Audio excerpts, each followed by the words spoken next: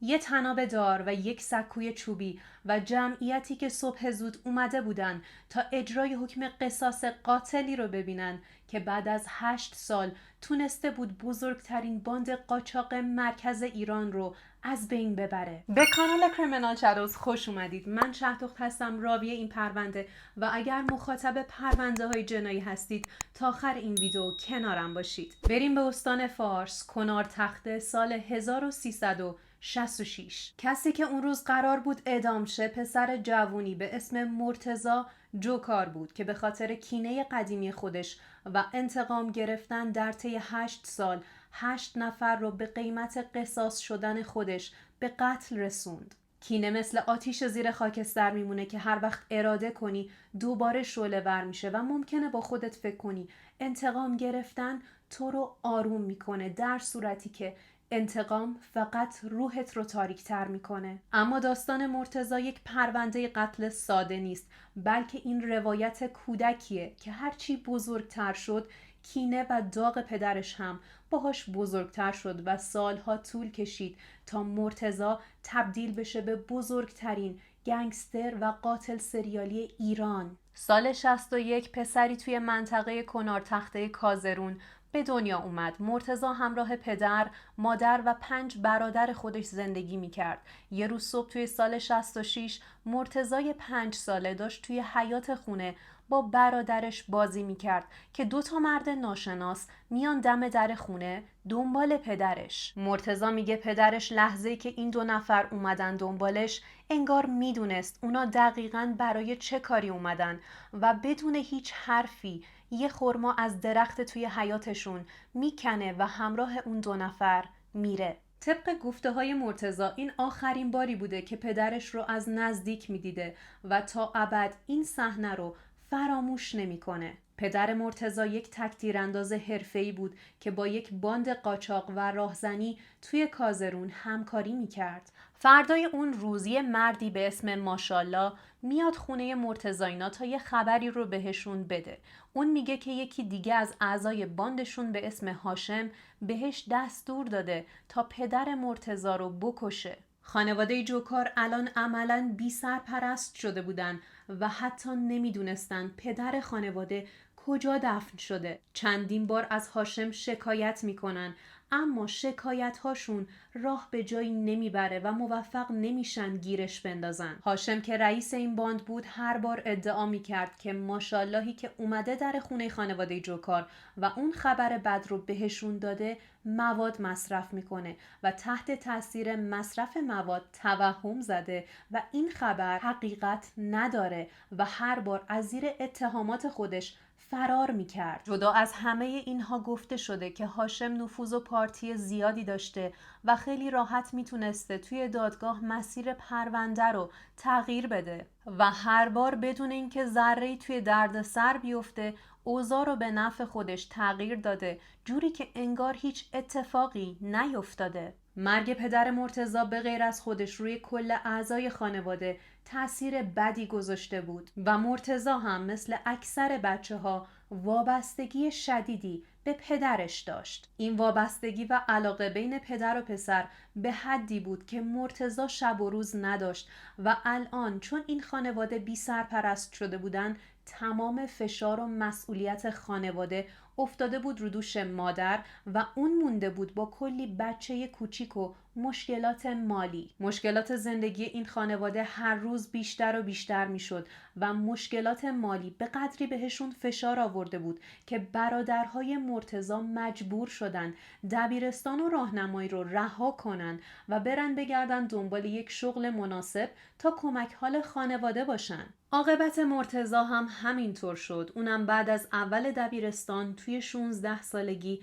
برخلاف هوش و استعدادی که داشت مجبور شد درس رو ول کنه و بره سراغ کار و پول در بیاره. مرتضی به اجبار وارد زندگی جدیدش شد اما فقط یه چیزی رو از زندگی قبلیش به خودش آورد، چیزی که مثل خوره توی ذهنش جا خوش کرده بود و نمیتونست هیچ وقت فراموشش کنه. چیزی که باعث شده بود مرتضی این همه سال دووم بیاره و به زندگیش ادامه بده فقط یک چیز بود: انتقام خون پدرش. مرتضی با خودش قسم خورده بود که اگر حتی یک روزم به پایان زندگیش مونده باشه بازم قاتلای پدرش رو پیدا میکنه و به حساب تک تکشون میرسه. این خانواده ناعدالتی دیده بودن و با وجود شکایت هایی که کرده بودن به هیچ نتیجه‌ای نرسیده بودن. مرتضی خودش رو تنها عاملی میدید که توانایی برقرار کردن عدالت رو داره و حس میکرد میتونه کاری کنه که خون پدرش پایمال نشه. بعد از مرگ پدر خانواده مرتضی فقط دعا میکرد خدا به قدری بهش عمر بده که بتونه انتقام خون پدرش رو بگیره. برای همین از همون 16 سالگی که درس رو رها کرد و وارد بازار کار شد، در کنارش کار با اسلحه و تیراندازی رو هم شروع کرد به یاد گرفتن. از طرف دیگه هم تلاش میکرد خیلی نامحسوس و زیرپوستی خودش رو به باند هاشم نزدیک و نزدیکتر کنه. اونم نه به این شکل که خودش بره توی باند، چون اونا به خوبی مرتضی رو میشناختن و میدونستن پسر کیه، اما خبرچین های مرتضی رو نمیشناختن. خلاصه هرچی بیشتر میگذشت نفوذ مخفی مرتضی توسط خبرچین هایی که استخدام کرده بود توی باند هاشم بیشتر و بیشتر شد. مرتضی تونسته بود راجع به مرگ پدرش اطلاعاتی به دست بیاره تا بتونه نقشه انتقامش رو به خوبی برنامه ریزی کنه. هرچی مرتضی اطلاعات بیشتری راجع به مرگ پدرش به دست می آورد، لیست آدم هایی که قصد داشت به حسابشون برسه بزرگتر می شد. این لیست سیاه از کسایی تشکیل شده بود که چه مستقیم چه غیر مستقیم توی مرگ پدرش دخیل بودن، یا اگرم توی مرگ پدرش دخالتی نداشتن مانع بزرگی سر راهش بودن تا بتونه نقشش رو اجرا کنه. مرتضی فهمیده بود اگر میخواد به هاشم برسه باید اول دار و دسته و نوچه هاشو از بین ببره تا بتونه به خود هاشم برسه. اما اون با یک باند طرف بود و به تنهایی نمیتونست از پس اونها بر بیاد و مجبور بود از بقیه کمک بگیره. به خاطر همین مرتضی هم شروع کرد به جمع کردن تیم خودش و باند خودش رو تشکیل داد. یک تیم از کسایی که چشم بسته بهشون اعتماد داشت و ازشون مطمئن بود. اتفاقاً برادرهای خودش هم توی اون باند حضور داشتن و وقتی برنامه مرتضی رو شنیدن کلی استقبال کردن. مرتضی و باندش وارد کارهای خلاف شدن، از گروگانگیری و سرقت مسلحانه گرفته تا قاچاق و ترانزیت مواد مخدر. اتفاقاً توی کارشون موفق هم بودن، چون مرتضی الان دیگه وضع مالیش خیلی خیلی بهتر شده بود و تونسته بود با پول همین کارا چند تا ماشین و ملک توی کنار تخته و کازرون و شهرهای مختلف بخره. ولی حواسش حسابی جمع بود که اموالی رو که میخره به اسم کسای دیگه بکنه تا یه وقت پلیس ردشو نزنه و نتونه شناساییش کنه. توی تمام این اتفاقا مرتضی حتی لحظه‌ای هدف اصلیش رو فراموش نکرد و همچنان دنبال انتقام خون پدرش بود، تا اینکه بالاخره توی سال 84 وقتی مرتضی 21 سالش بود رسما پروژه‌ای که در طی کل زندگیش نقشش رو کشیده بود رو شروع کرد. مرتضی با پول‌هایی که از راه خلاف به دست آورده بود کلی اسلحه و تجهیزات خریده بود تا جلوی دشمن‌هاش دستش پر باشه. ماشاءالله یادتونه که اولین بار خبر قتل پدر مرتضی رو به خانواده داد. این مرد اسمش غلام حسین بود و توی کنار تخته به شدت معروف بود و مردم ازش میترسیدن و حساب میبردن و طبق لیستی که مرتضی داشت ماشاءالله یا همون غلام حسین اولین نفری بود که باید به حسابش میرسید. مرتضی مطمئن بود که ماشاءالله به تنهایی پدرش رو به قتل نرسونده، چون فردای ناپدید شدن پدرش ماشاءالله اومده بود خونشون و این خبر رو به خانواده داده بود و گفته بود هاشم به ما دستور داده تا پدرتون رو به قتل برسونیم. پس دست تنها نبوده و فرد دیگه‌ای از این موضوع با خبره. جدا از همه اینها مخبرهای مرتضی به گوشش رسونده بودن که ماشاءالله قبل از اینکه پدرت به قتل برسه با پدرت خصومت داشته و چند باری با هم دست به یقه شده بودن. خلاصه تیر ماه سال 85 مرتضی رسما پروژه ماشاءالله رو استارت زد، اما از اونجایی که ماشاءالله خیلی آدم خطرناکی بود اصلا نمیتونست همینجوری بره و به قتل برسونتش. باید خیلی احتیاط میکرد، چون اگر ماشاءالله از کوچکترین چیزی بو میبرد به قیمت خون خود مرتضی تموم میشد و امکان داشت ماشاءالله اونو به قتل برسونه. مرتضی ماشاءالله رو 4 روز تعقیب کرد و خونش رو 4 شب تحت نظر گرفت و توی شب 4م توی یک موقعیت مناسب از دیوار خونه ماشاءالله بالا رفت. بعد از اینکه وارد خونه ماشاءالله میشه، متوجه میشه ماشاءالله توی خواب نازه، میره جلو و اسلحه‌اش رو سمت سر ماشاءالله میگیره. ماشاءالله هراسون از خواب میپره و وقتی این صحنه رو میبینه جا میخوره. مرتضی ازش میپرسه پدرم رو چجوری به قتل رسوندی؟ ماشاءالله که حسابی ترسیده بوده هول میکنه و میگه من هیچ کاری نکردم، من پدرت رو به قتل نرسوندم، کسی که پدرت رو به قتل رسونده هاشمه و حتی میدونه پدرت کجا دفن شده. اما مرتضی که طی این سالها بیشتر جزئیات مرگ پدرش رو با کمک خبرچینهاش جمع کرده بود، حرفهای ماشاءالله رو باور نمیکنه و از روی کینه و حس انتقام جویی چندین بار به سر ماشاءالله شلیک میکنه و اون رو به قتل میرسونه. بعد از قتل ماشاءالله مرتضی میدونست که دار و دسته هاشم ممکنه ردش رو بزنن و بیان سراغش. به خاطر همین بعد از قتلش مرتضی میره یه جا مخفی میشه تا اوضاع کمی آروم شه و کسی بهش شک نکنه. چند ماهی گذشت و توی مهر سال 85 مرتضی بالاخره از مخفیگاهش بیرون اومد و رفت سراغ نفر دوم لیستش. در واقع این پدر حسن بود که توی قتل پدر مرتضی نقش داشت و مرتضی قصد داشت با به قتل رسوندن حسن زهر چشمی از پدره بگیره تا بتونه یه جورایی اون انتقامی که دلش میخواد رو از قاتل پدرش هم گرفته باشه. لازمه اینو بدونید که خود حسن هم بیگناه نبوده و همیشه در طی این سالها طرف پدرش رو میگرفته و این پدر و پسر دشمن خانواده جوکار بودن. مرتضی چراگاهی که حسن گله گوسفندهاش رو میبرده اونجا پیدا میکنه و اونجا تنها جایی بود که به نظر میومد مرتضی میتونه حسن رو تنها گیر بیاره و بی سر و صدا کارش رو تموم کنه.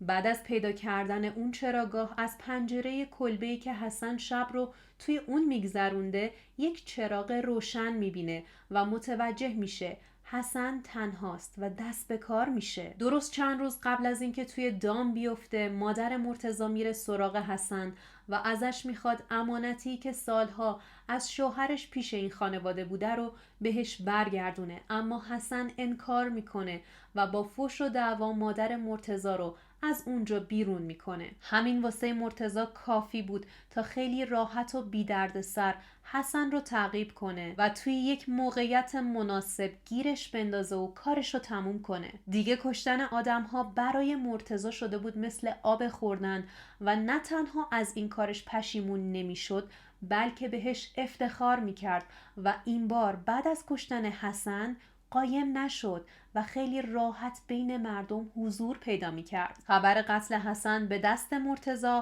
به گوش باند هاشم هم رسیده بود و هاشم به شدت ترسیده بود. برای همین یه قرار ترتیب میده تا مرتضی رو حضوری ببینه. هاشم شخصا مرتضی رو دید و دستش رو روی قرآن گذاشت و قسم خورد که اون هیچ نقشی توی قتل پدر مرتضی نداشته و بیگناهه. اما خب معلومه که مرتضی این حرفها توی گوشش نمی رفت و این چیزا واسش دروغ محض بود. در واقع اون فقط دنبال موقعیتی بود تا بتونه به حساب تک تک آدم‌هایی که توی لیست سیاهش بودن برسه و کارشون رو تموم کنه. توی اسفند سال 85 یکی از دوستهای مرتضی میره سراغش و بهش میگه یه پسری توی محل هست به نام فرهاد که برای دخترای محل مزاحمت ایجاد میکنه و از مرتضی میخواد که از این پسر یه زهر چشم بگیره و فرهاد رو سر جاش بشونه. اولش مرتضی صحبتهای دوستش رو جدی نمیگیره، اما این دوست صمیمی بیخیال نمیشده و به مرتضی پیشنهاد پول میده در ازای 60 میلیون تومان فرهاد رو سر جاش بشون. و 60 میلیون تومان توی سال 85 پول کمی نبوده. دیه یک مرد کامل 25 میلیون بوده و سکه تمام 164,000 تومان. در واقع قصد داشت به اندازه دیه 3 نفر به مرتضی پول پرداخت کنه تا فرهاد سر جاش بشینه. مرتضی هم نمیتونه به این پیشنهاد دست رد بزنه، برای همین قبول میکنه و قرار میشه که دوتایی سوار یه موتور بشن و برن سراغ فرهاد و فقط یک تیر به پای فرهاد شلیک کنن تا فرهاد حساب کار دستش بیاد. خلاصه روز موعود میرسه و این دو نفر سوار موتور در حال تعقیب فرهادن تا یک موقعیت مناسب پیدا کنن و به فرهاد شلیک کنن. اما توی لحظه آخر یه اتفاقی میفته و دوست مرتضی از تصمیمی که گرفته بوده و پیشنهادی که به مرتضی داده بوده پشیمون میشه. ولی مرتضی پولش رو میخواسته و آدم کشتن براش کاری نداشته. برای همین اسلحه رو از دوستش میگیره و توی لحظه که قرار بوده به فرهاد شلیک کنه موتورشون میفته توی یک چاله و تیری که قرار بود مرتضی به پای فرهاد شلیک کنه اشتباهاً به قلبش شلیک میشه. مرتضی بعد از این ماجرا 20 میلیون برای این قتلش میگیره. فرهاد کاملاً بیگناه به خاطر یک زهر چشم گرفتن کشته شده بود و مرتضی و دوستش تونستن فرار کنن. توی این قتل فرهاد به قدری مظلوم و بیگناه کشته شده بود که حتی خود مرتضی هم بعداً توی دادگاهش گفته که این تنها قتلی بوده که ربطی به پرونده پدرش نداشته و ازش پشیمونه. البته میگن فرهاد آدم خوبی نبوده و مدام مزاحم ناموس مردم میشده، ولی همه اینها دلیل بر این نمیشده که مرتضی بخواد آسیبی به این فرد وارد کنه یا جونش رو بگیره. مرتضی میگه هر بار یاد بیگناهی فرهاد میافتادم گریم میگرفت، توبه میکردم و مدام خودم رو سرزنش میکردم. همچنین میگه میترسیده که نکنه یه وقت به خاطر ریختن خون فرهاد که بیگناه بوده خدا فرصت گرفتن انتقام پدرش رو ازش بگیره. ولی چه فایده، اون جوون سر یک دعوای بچگونه جونش رو از دست داده بود. مدتی میگذره و دیگه خبری از قربانی جدیدی نبود. مرتضی و برادرهاش مشغول کارهای باند خودشون بودن، اما به خوبی میدونست که قرار نیست بی خیال هدفی بشه که کل زندگیش رو برای اون هدف برنامه ریزی کرده. مرتضی درگیر بیزنس خودش بود، اما خبرچینهاش یه خبر تازه بهش میدن که هاشم 2 نفر به اسم شهاب و داوود رو اجیر کرده تا بیان تو رو به قتل برسونن. هاشم مرتضی رو یک تهدید برای باند خودش میدید و قصد داشت این تهدید رو از بین ببره و میدونست که مرتضی بالاخره انتقام خودش رو میگیره و محاله بیخیال هاشم شه. به خاطر همین نقشه کشیده بودن که توی آذر 87 به بهانه کار و صحبت در رابطه با کارهای قاچاق مرتضی رو تنها بکشونن وسط یک بیابون و قرار بود شهاب و داوود هم اونجا پنهان شن و از پشت سر به مرتضی نزدیک شن و همونجا کار مرتضی رو یک سره کنن. ولی خب مرتضی به لطف نفوذیا میدونست که قراره چه اتفاقی بیفته، به خاطر همین باهاشون میره. ولی وسط راه خیلی یهویی توی یک حرکت غیر منتظره شهاب و داوود رو با شلیک گلوله به قتل میرسونه. چند ساعت بعد از اینکه اون 2 نفر رو به قتل میرسونه با یکی از دوستاش تماس میگیره تا بیاد و کمکش کنه تا این 2 تا جسد رو دفن کنن. اما از اونجایی که به این دوستش خیلی اعتماد نداشته و احتمال میداده که لوش بده، بعد از 24 ساعت برمیگرده به اون نقطه و جسدها رو از زیر خاک بیرون میاره و به جای دیگه منتقل میکنه و تنهایی اونها رو دفن میکنه. بعد از قتل اون 2 نفر هاشم دیگه حساب کار دستش اومده بود و حسابی ترسیده بود و میدونست نباید دست از پا خطا کنه و ترجیح داد رویه رو عوض کنه و از راه مذاکره وارد شه. هاشم چندین بار تلاش کرده بود برای مرتضی پیغام بفرسته و اونو سر میز مذاکره بکشونه و تلاش کنه مرتضی رو از این راهی که انتخاب کرده برگردونه. اما مرتضی به هیچ عنوان حاضر نبود با هاشم صحبت کنه و به هیچ صراطی مستقیم نبود. هاشم به جایی رسیده بود که هر کاری برای گرفتن رضایت مرتضی انجام میداد. توی کارهای قاچاق کمکش میکرد، بهش پول قرض میداد یا بهش پولهاش رو میبخشید، اما بیفایده بود. مرتضی به هیچ عنوان حاضر نبود کینش رو فراموش کنه یا عقب بکشه. نفر ششم لیست مرتضی کسی بود که به افراد دیگه خانوادش مربوط میشد و خوب میدونیم کسی مثل مرتضی که کل زندگیشو برای انتقام پدرش برنامه ریزی کرده بود، خانوادش براش چه جایگاهی داره. داستان این قتلش برمیگشت به سالها قبل.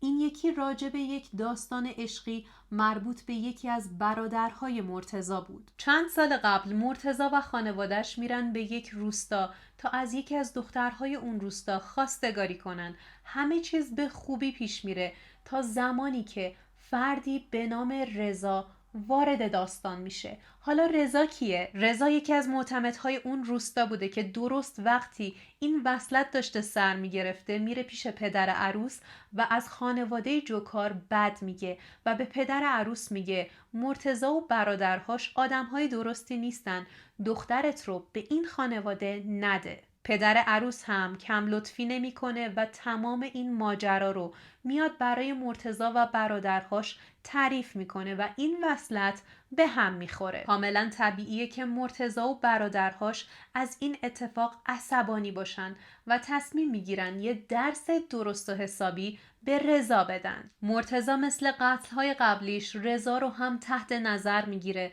و بعد از اینکه یه مدت طولانی رضا رو تعقیب کرد، یه روز اون رو توی یکی از نخلستون‌های اطراف شهر کنارتخته گیر میندازه و وقتی مطمئن شد که رضا توی اون نخلستون تنهاست، یک نارنجک رو به سمتش پرتاب میکنه و بعد رضا و اون نخلستون رو به رگبار میبنده و در جا رضا رو به قتل میرسونه. مدتی بعد از قتل رضا مرتضی یکم دست نگه میداره و دست به هیچ قتل جدیدی نمیزنه و میره سراغ خلافهای دیگهش. مرتضی بعد از پدرش کوچکترین مشکل یا بی احترامی نسبت به خانواده‌شو نمیتونست تحمل کنه و تلاش میکرد نقش سرپرست خانواده رو ایفا کنه. هر کسی یا هر چیزی که یه ذره به نظرش ممکن بود برای اون و خانواده‌اش مشکل ساز شه رو سریع از سر راهش بر میداشت و اصلاً به کسی امون نمیداد.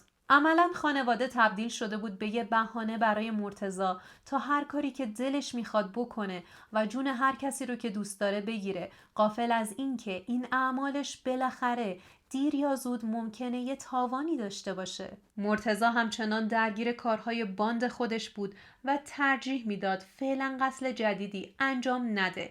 داوود رو یادتونه، یکی از اون دو نفری که هاشم استخدام کرده بود تا مرتضی رو به قتل برسونن، ولی در نهایت خود داوود کشته شده بود. یه روز ظهر اواسط شهریور همون سال برادر داوود که اسمش شریف بود اومد سراغ مرتضی.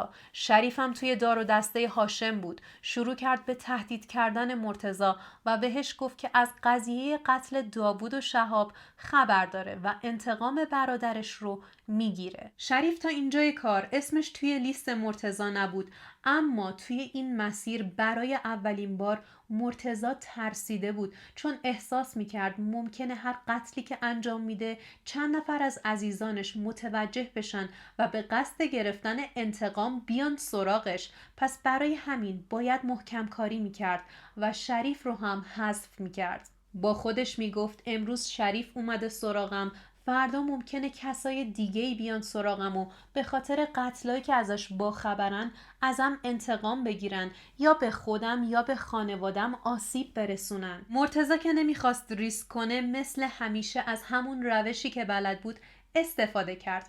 اسلحه‌اش رو برداشت و رفت سمت سوپرمارکتی که شریف اون روز اونجا بود. بعد از رسیدنش به سوپرمارکت، مرتضی اون سوپرمارکت رو به رگبار میبنده و کار شریف رو توی همون سوپرمارکت تموم میکنه. در حدی اون سوپرمارکت رو تیربارون کرده بود که شریف با 15 تا گلوله کشته شده بود و مابقی آدم‌هایی که توی اون سوپرمارکت حضور داشتن و شاهد ماجرا بودن هم زخمی شده بودند. در واقع کار خودش رو منطقی میدونست و هر مانعی که سر راهش سبز میشد رو حذف میکرد تا بتونه به هدف نهاییش برسه و هدف نهاییش دیدن روزی بود که بتونه هاشم رو به سزای اعمالش برسونه. هاشم به خوبی میدونست که از دست مرتضی نمیتونه فرار کنه، چه بهش پول بده چه بهش پول نده بالاخره مرتضی یه روز اون رو هم به قتل میرسونه. مرتضی مدام از هاشم درخواست پول میکرد و هاشم تصمیم گرفته بود این بار به مرتضی پولی نده تا بتونه برای خودش زمان بیشتری بخره. شاید بتونه از این فرصت استفاده کنه و فرار کنه و دست مرتضی دیگه بهش نرسه. با خودش میگفت اگر پول رو دیرتر به مرتضی بدم، از اونجایی که مرتضی لنگ پوله منو دیرتر میکشه. الان دیگه هاشم تنها مونده و تمام اعضای باندش رو مرتضی کشته و تمام کسایی که باقی موندن هم یا خبرچین های مرتضان یا عضو باند مرتضی شدن. برای همین به مرتضی پیشنهاد داد که با دخترش ازدواج کنه تا شاید این دشمنی بخوابه، اما مرتضی هیچ جوره کوتاه نیومد و این پیشنهاد رو هم رد کرد. هاشم تمام محاسباتش اشتباه از آب در اومده بود. مرتضی بیشتر عصبانی شده بود به خاطر اینکه هاشم بهش پول نداده بود و همین باعث شده بود که مرتضی توی تصمیمش مصمم‌تر شه. الان فقط میخواست انتقام خون پدرش و انتقام تمام اون سختی‌ها و عذاب‌هایی که در کنار خانوادش سالها به خاطر هاشم کشیده بود رو بگیره. روز سه‌شنبه 14 مهر سال 87 رفت مغازه هاشم و آتیش انتقامی که طی این سالها توی دلش بود و انگیزه ادامه زندگیش بود رو خاموش کرد. مرتضی هاشم رو با شلیک چند گلوله به قتل رسوند و فوراً فرار کرد. پلیس و اهالی روستا و همه نزدیکان هاشم کاملاً میدونستند که این قتل زیر سر کیه. مرتضی الان به حساب آخرین نفر لیست سیاهش هم رسیده بود و هیچ چیزی براش مهم نبود. بعد از قتل هاشم به همه گفته بود که ذره‌ای پشیمون نیست و قصد داره دیگه به اسلحه دست نزنه و به کسی آسیب نرسونه. تبدیل شده بود به بزرگترین خلافکار و قاتل کازرون و کنار تخته. ولی همونطور که میدونید تمام این جنایت‌هاش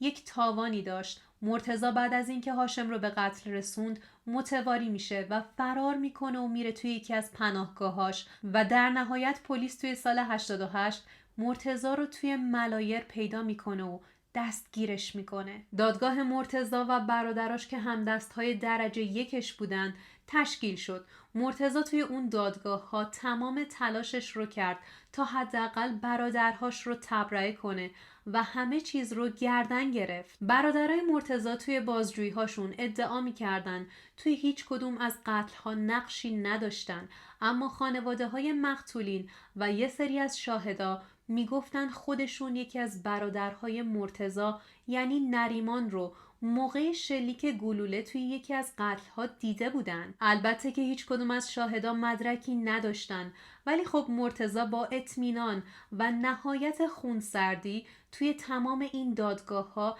اتهاماتی که به برادراش زده بود رو رد کرد. تلاشش خیلی فایده‌ای نداشت چون در نهایت برادرهاش به جرم خرید اسلحه، شرکت در سرقت مسلحانه و البته همکاری توی قتل‌ها و ایجاد رعب و وحشت بین مردم محکوم شدن. وقتی توی دادگاه نوبت به خود مرتضی رسید تا از خودش دفاع کنه، به اولیای دم مقتولینش گفت موقعی که صحبت میکنم وسط حرفام نپرید و چیزی نگید و اجازه بدید ماجرا رو از دید خودم تعریف کنم. مرتضی شروع کرد از زندگی شخصی خودش توی دادگاه تعریف کردن و گفت بعد از ناپدید شدن پدرش خودش و خانوادش چه سختی هایی رو تحمل کردن. خیلی ها توی اون جلسه دادگاه شوکه شدن، تحت تاثیر قرار گرفتن و دلشون برای مرتضی سوخت و بهش حق دادن. کسایی که توی اون دادگاه حضور داشتن میگن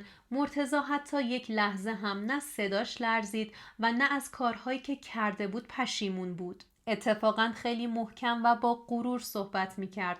در تمام لحظاتی که داشت صحبت میکرد یه لحن محکم و مطمئن داشت و هر کدوم از قتل‌هایی که مرتکب شده بود رو با جزئیات کامل تعریف کرد. اما این وسط خانواده مقتولین عصبانی شدن و نظم جلسه رو حسابی به هم ریختن، چون اونا فکر میکردن که این خونسردی و پشیمون نبودن از کارش و اینکه طوری داره قضیه رو تعریف میکنه که انگار خودشم قربانی بوده یه راهیه برای اینکه بتونه روند رسیدگی به پرونده رو طولانی تر کنه و اجرای حکمش رو عقب بندازه. و مرتضی توی این کار موفق هم بود و تونست چندین بار جلسات دادگاه رو عقب بندازه و تمدید کنه. اما به نظر می اومد که مرتضی واقعا سالها منتظر انتقام گرفتن بود، چون وقتی توی دادگاه میخواستن حکم نهایی رو اعلام کنن ازش پرسیدن فکر میکنی چه حکمی در انتظارته؟ مرتضی با آرامش و قاطعانه جواب میده از روزی که پام رو توی این مسیر گذاشتم کاملا در جریان بودم که پایان این مسیر چیزی جز مرگ برای من نداره. یکی از اساتید در مورد مرتضی گفته که این فرد فوق‌العاده باهوشه و همچنین فوق‌العاده غیر اجتماعیه که الان بهش میگن درونگرا و توی قتلهاش جز یک مورد در مورد بقیه قتلهاش اظهار پشیمونی نکرده و جوری صحبت میکنه که تمام مقتولینش افراد فاسدی بودن و کار اشتباهی انجام نداده. برای اینکه وجدان خودش رو راحت کنه قربانی های خودش رو مقصر میدونست و میگفت اینها افراد فاسدی بودن و عامل تمام شرارتهاش قربانی‌هاش رو معرفی کرد. حتی دلیل همه خلاف‌هاش مثل سرقت مسلحانه و قاچاق مواد مخدر رو معاشرت با دوستهای ناباب میدونست. جسد پدر مرتضی هیچ وقت پیدا نشد و مشخص نشد که آیا واقعاً هاشم اون رو به قتل رسونده یا فرد دیگه ای. اما مادر مرتضی از همون اول جلوی بچه ها ادعا می کرد که هاشم قاتل پدرتون بوده، به خاطر اینکه مدام به ما کمک مالی می کرده و به ما ترحم می کرده، پس قطعاً کار هاشمه. و همین موضوع بذر کینه از هاشم رو توی دل مرتضی کاشت. در نهایت توی آخرین جلسه دادگاه قاضی مرتضی رو توی 4 فقره از این 8 فقره به قتل عمد محکوم کرد و اون رو قاتل شناسایی کرد. مرتضی جوکار توی 20 تیر سال 88 توسط شعبه دوم دادگاه کیفری استان فارس متهم به 4 فقره قتل شد و محکوم به 4 بار اعدام شد. حکم مرتضی صبح روز شنبه 28 فروردین سال 90 در ملأ عام توی شهر خودش کنار تخته اجرا و پروندهش بسته شد. نقش پدر و مادر توی زندگی به شدت مهمه و از دست دادن عزیزانمون میتونه توی روحیمون ضربه بزرگی وارد کنه که الان متوجهش نمیشیم و سالها بعد نتیجهش رو میبینیم. با وجود اینکه مرتضی خودش اول یک قربانی بود، کینه به دل گرفت و بدترین راه انتقام گرفتن رو انتخاب کرد. یه موضوع جالب در مورد مرتضی جوکار توی اون دوره اتفاق میفته، مثل بعضی از قاتل‌های خارجی که الان عکس و فیلم‌هاشون توی فضای مجازی منتشر میشه و کلی دختر عاشق قاتل‌های سریالی میشن، مرتضی هم به خاطر چهره و غرورش و آرامشش و مرامی که برای برادرهاش به خرج داده بود و همه چیز رو گردن گرفته بود بین دخترها محبوب میشه و خیلی ها عکسش رو از توی روزنامه ها جدا میکردن و توی دفتر خاطراتشون میچسبوندن. روز اعدامش هم دخترهای زیادی اونجا جمع شدن